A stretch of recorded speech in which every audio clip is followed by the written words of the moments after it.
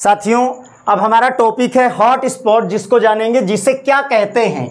Hot spot यानी तप्त स्थल कहा जाता है। क्या कहा जाता है? तप्त स्थल के नाम से जाना जाता है। किसके नाम से?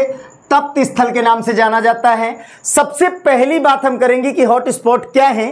तो ऐसे स्थल या ऐसे स्थान जहां पर अत्यधिक जैव विविधता पाई जाती हो, बायोडाइवर्सिटी पाई जाती हो, या जीवों में अत्यधिक विभिन्नता पाई जाती हो, उसे हॉट स्पॉट कहा जाता है।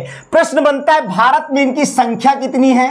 तो साथियों, भारत में कुल संख्या जो है, इनकी कुल संख्या कितनी है? तो इनकी कुल संख्या 36।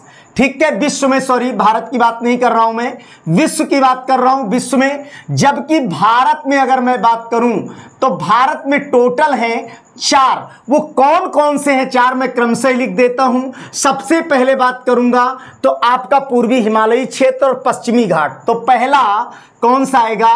पश्चिमी घाट। कौन सा आएगा? पश्चिमी घाट। दूसरा आपका आएगा पूर्वी हिमालयी क्षेत्र। कौन सा आएगा? पूर्वी हिमालयी क्षेत्र। और उसके अलावा तीसरा जो आपका आएगा, वो तीसरा आपका साथियों होगा जाकर के सुंडालैंड, और चौथा इंडो वर्मा क्षेत्र। तो यहां पर मैं लिखूंगा इंडो वर्मा क्षेत्र, और उसके बाद चौथा है सुंडालैंड क्षेत्र। कौन सा है? सुंडालैंड क्षेत्र। तो ये 4 क्षेत्र हैं साथियों। अब अगला प्रश्न ये बनता है कि ये कितने भूभाग पर फैले हुए हैं? तो पृथ्वी के जो है 2% भूभाग पर फैले हुए हैं। कितने? 2% भूभाग पर।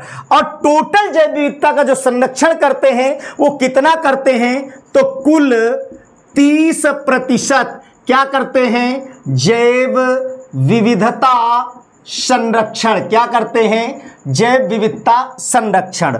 उसके अलावा 1988 में इसको प्रस्तुत किसने किया? 1988 में नॉर्मन मेयर ने। किसने किया?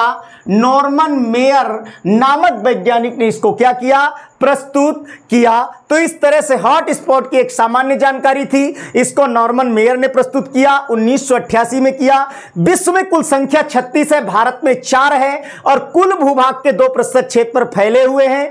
कुल 30% जैव विविधता का संरक्षण करते हैं। कौन? Hot spot. तो इस तरह से एक सामान्य जानकारी थी प्रतियोगी परीक्षाओं के लिए। साथियों, सबको धन्यवाद, और चैनल को लाइक करें, सब्सक्राइब करें।